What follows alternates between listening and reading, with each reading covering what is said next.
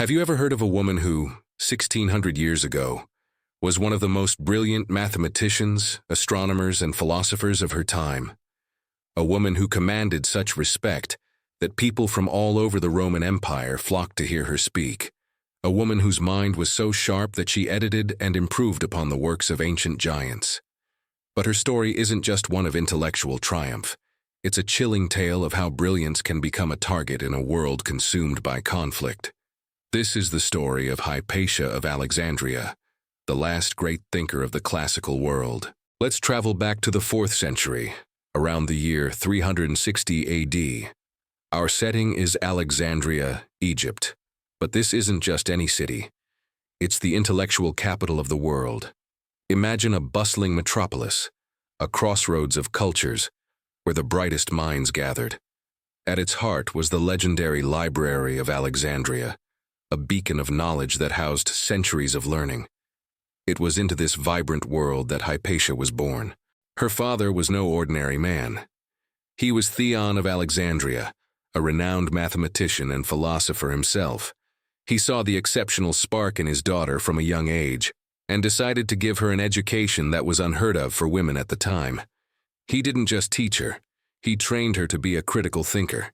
He taught her mathematics, astronomy, and the deep philosophical traditions of Plato and Aristotle. Under his guidance, Hypatia's mind flourished. She wasn't just a student, she was a prodigy. Her intelligence quickly became the talk of the town, and it wasn't long before she surpassed even her esteemed father. Soon Hypatia began to teach, not just anywhere, but at the very epicenter of learning, the institutions connected to the Library of Alexandria. Imagine this scene. A woman, standing before a packed lecture hall, filled with eager students, both men and women from all walks of life and corners of the empire. They came to hear her unravel the complex mysteries of geometry, the movements of the stars, and the profound questions of existence. Hypatia was a leading figure in the Neoplatonist school of philosophy. This wasn't some abstract, dusty set of beliefs. Neoplatonism was a way of life, a quest for understanding the universe and one's place in it through reason and logic. Hypatia's lectures weren't just about reciting old texts. She brought them to life. She was famous for her ability to explain complex ideas with stunning clarity.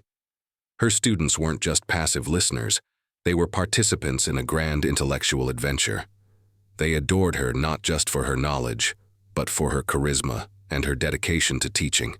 She created a circle of influence that was based purely on merit and intellect, a rare feat in a society still largely governed by patriarchal norms. Now, let's talk about her scientific contributions.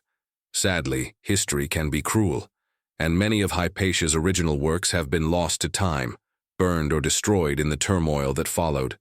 However, we know from the writings of her contemporaries and students what a powerhouse she was.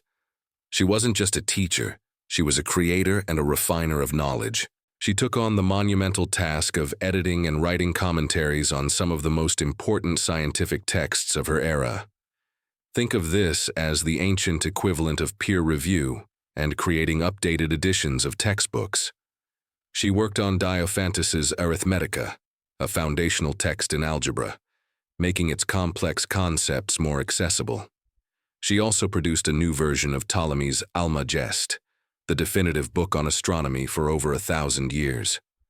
Her work ensured that these crucial pieces of knowledge were preserved and passed down to future generations. But she didn't just work with books. There's strong evidence to suggest Hypatia was also an inventor. She's credited with designing or improving several scientific instruments. One of these was the astrolabe. An astrolabe is like an ancient astronomical computer. It's a handheld model of the universe that can be used to measure the positions of stars and planets, tell time, and even determine latitude. Imagine her, standing under the clear Egyptian night sky. Using this device, she may have helped perfect to map the heavens. She is also linked to the invention of the hydrometer, an instrument used to measure the density of liquids. This shows she was not just a theoretical thinker, but also a practical, hands-on scientist. But while Hypatia was reaching for the stars, the world around her was being torn apart. Alexandria in the early 5th century was a powder keg of religious and political tension. The Roman Empire was in the midst of a massive cultural shift. Christianity, once a persecuted faith, was now the state religion and was rapidly consolidating its power. This created a fierce conflict with the old pagan traditions and the classical Greek philosophy that Hypatia represented. The intellectual freedom that had defined Alexandria for centuries was under threat. The struggle wasn't just about faith, it was about power, control over the city's culture, and influence over its people. At the center of this storm were two powerful men. On one side was Orestes, the Roman governor of Alexandria.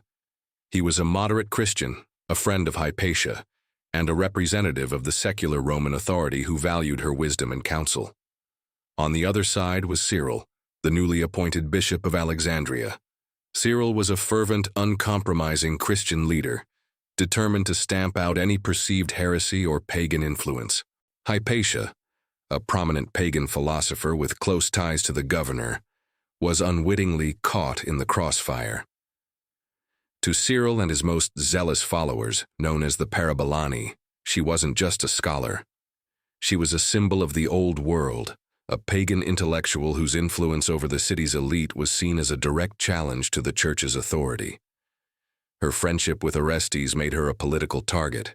Rumors began to swirl, painting her as a sorceress who was using dark magic to turn the governor against the true faith. The atmosphere in the city grew toxic, filled with suspicion and hatred.